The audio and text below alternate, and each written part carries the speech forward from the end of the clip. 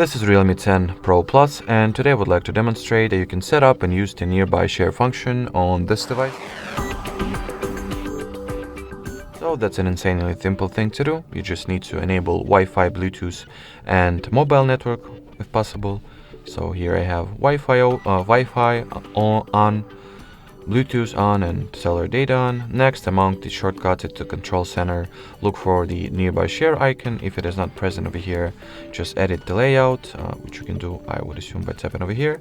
Then go in for the edit tiles option, and among the more functions icons, find nearby share and edit. In my case, it has already been there, so I just need to touch and hold onto its icon, turn the switch on, then I can choose the account that will be used if there are multiple accounts currently, edit, then rename the phone. So let's say I'll rename it to Tests Realme Pro even.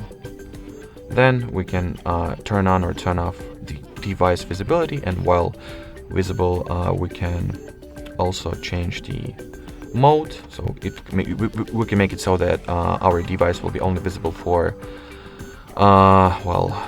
only our devices or devices that have the same Google account signed into, then only to the people from our contacts list or to anybody that is in range. Finally, we can even choose what data mode will be used for file transfer.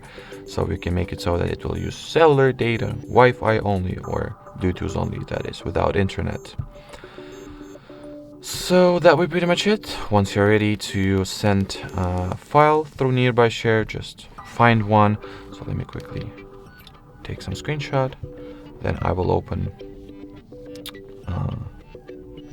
files, let's say, or gallery, whatever. So let's say I want to send this photo over, then go for the send icon, share via nearby share, and wait until the device you were looking to send it to gets discovered over here. Tap on it, accept on the receiver's end, and that will be it. So thanks for watching, thanks for your attention, and bye bye.